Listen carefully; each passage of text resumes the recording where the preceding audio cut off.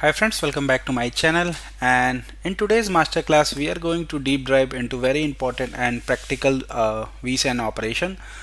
How to scale down a vSAN cluster by safely removing a host from VMware vSphere 9 vSAN cluster. So this is not basically a simple host removal task. In vSAN, compute storage are tightly integrated, so when you remove a host, you also impacting storage, data availability and fault tolerance of your vSAN cluster.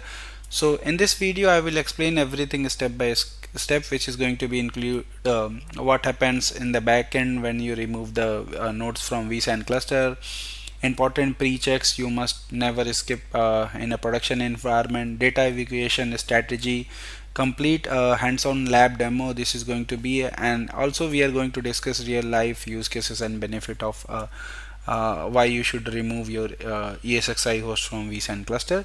So by end of this video you will have a complete confidence to perform basically operation in a real production environment.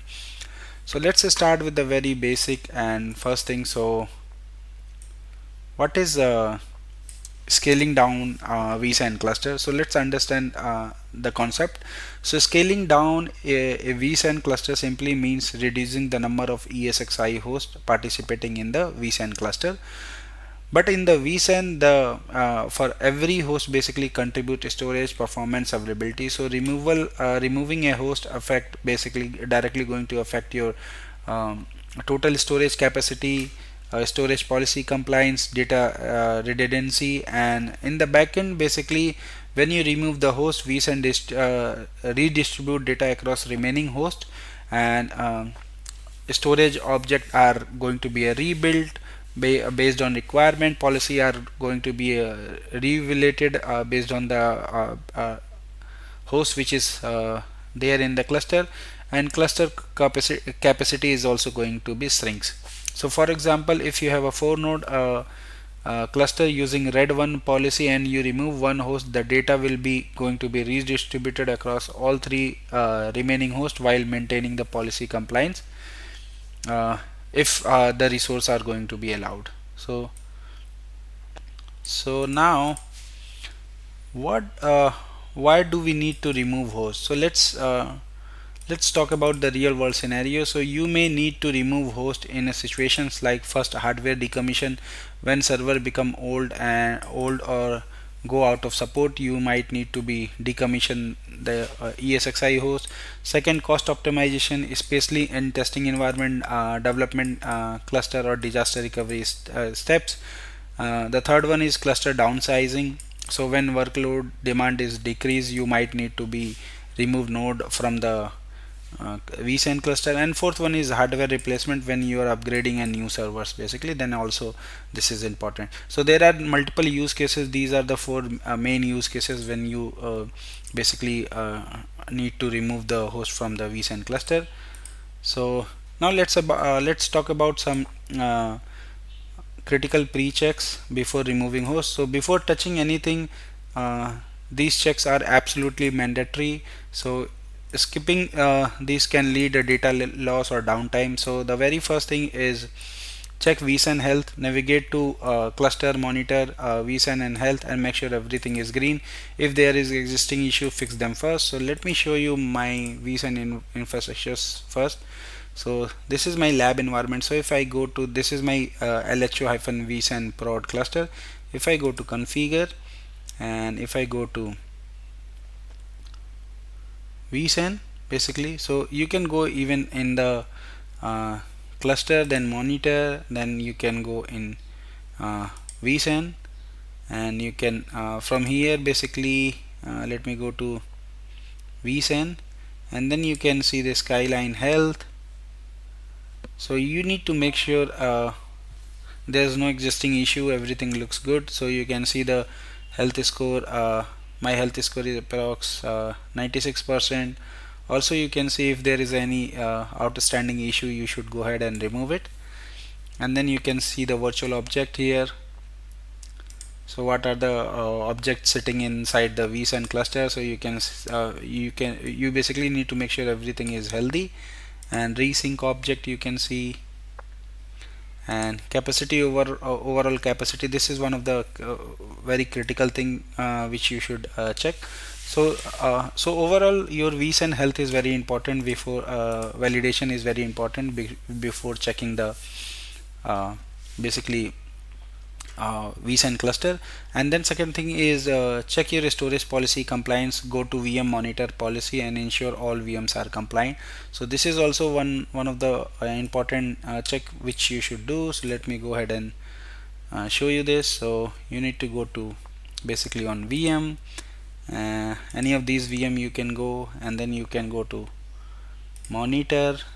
In monitor you have a vSAN, and you can go to basically here physical disk placement. You can see and group them. You basically need to make sure the component are good. So this is one check. Also you can see the performance check and all other parameters, and then you can go to basically one more check you can go and perform. So let me go to here and then go to basically policy and profile. So if you come here, you should be able to see your VM storage policy, and let me show you which policy I have using currently. So this is the vSAN default storage policy is in use. So you need to make sure all VMs are compliant, templates are compliant, and storage compatibility is compliant basically. So these are the things which you should check. And then next thing is check free capacity. So this is very important. You must have enough free space to wake the data from the host. So recommended is at least 25% to 35% free capacity. If you don't have enough space, data migration will fail.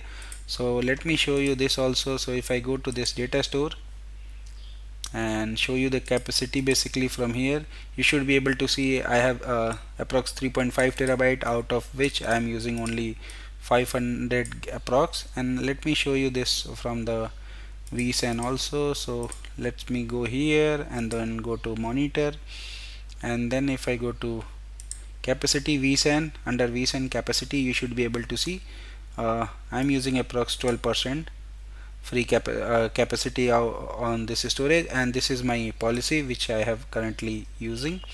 So the effective free capacity for the new workload will be this much. So this is good. It means I can deploy a virtual machine approx 1.39 terabyte. So you should make sure you have enough free capacity, and this is good. Now the last thing which you should understand and check, basically your understand your storage policy. For example, uh, fault tolerance 1 require a minimum 3 hosts, fault tolerance 2 require minimum 5 hosts. If you basically remove hosts from this requirement, you can your data can be inaccessible. So this is very much important. So let me show you.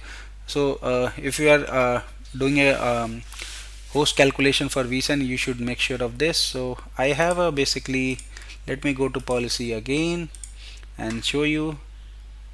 So my policy is configured with let me click on edit and show you. So I have a one failure, red one.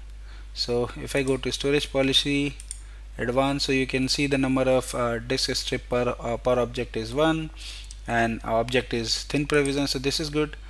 Now I have basically FTT configured to fault tolerance is configured to one failure. So if you are configuring to 2, then you minimum need 5 hosts. So this is one of the important thing. If you remove host below minimum requirement, data will be going to be inaccessible. This is also one of the very important thing when so data evacuation mode. So very important, this is very important. When placing a host into maintenance mode, vSAN gives you 3 options basically. Let's understand. The first one is data full data migration, move all data from the host, and safest option, ensure no data loss and takes more time. So always use this in production. So second one is ensure accessibility, move only necessary components, keep a VM running, and reduce redundancy temporarily. So faster but slightly risky. So I only refer basically recommend full data migration. And last one is no data migration, no data movement, instant host removal. So use this only when host has already failed or data is not important. So now this is everything what I wanted to discuss. This is the final thing before we jump into lab. So let's take practical example. Suppose you have 4 node vSAN cluster in a testing environment. Over the time workload basically reduce, and instead of wasting resource, you remove one host, reduce the power consumption, reduce the licensing cost, but still maintain the high availability and data redundancy. And benefit of scale down is, let's quickly summarize the benefit. So cost saving, less hardware, power, licensing, efficient resource utilization, no unused infrastructure, simplified management. So smaller cluster is easy to manage. So now let's go ahead and jump into the basically to the demo environment. So I got 4 ESXi nodes in a vSAN cluster. So ESXi 1 2 3 4, and each host have one basically one boot disk, one cache disk, and 2 capacity disk. And we also have a vCenter server appliance and Active Directory and DNS server in our environment. So this is fully functional lab simulating the production like environment. So now I'm going to remove this ESXi 4 from my production cluster. So let me go to the infrastructure. So if I show you very first thing, so these are my 4 cluster node which is participating in vSAN. So let me go and show you the vSAN. So if I go here and let me show you here. So let me go to configure and then show you vSAN. So in a vSAN, these are the services basically which is configured. So if I go to data store management, you should be able to see my data store.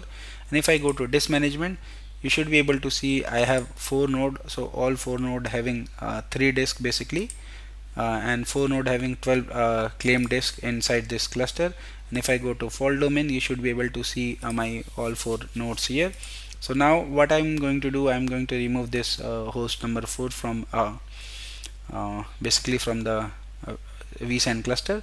So to perform this, the very first step basically, log into your vSphere client, open browser, and vSAN navigate to your vSAN cluster. So this is our vSAN cluster, and then identify the host to remove and select a host you want to remove. So in demo we are going to remove host number 4.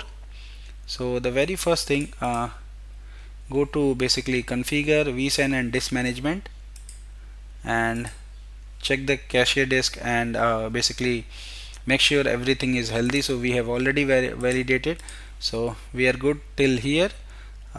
We have validated, everything looks good, cache disk and capacity. So place host in maintenance mode. So right click on host, enter to the maintenance mode, and now select the data migration option, choose full data migration and click OK.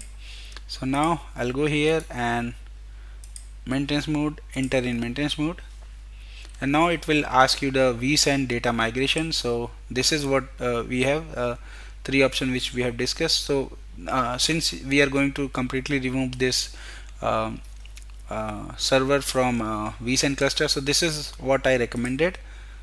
So go ahead and click on OK now. So there is a one or more powered on virtual machine. On this operation will basically my all virtual machine is going to be power off or migrated to another host. So let me show you quickly. So I have one virtual machine purposely left here. So this is the virtual machine. So now let me put this in maintenance, and this machine should migrate to other host since I have a vMotion traffic is everything configured properly. So now you can see here, enter in maintenance mode and performing host decommission resource check task, and then it's going to basically move the virtual machine. So entering in maintenance mode, so perform vSAN resource check is completed. Now it's migrate virtual machine is running. So this will migrate the virtual machine. So once this is done, we can basically monitor the data evacuation, go to SAN, resync object, and here you can see the data migration process, remaining time and throughput. This steps take some time depending on the data size, network speed, and disk performance.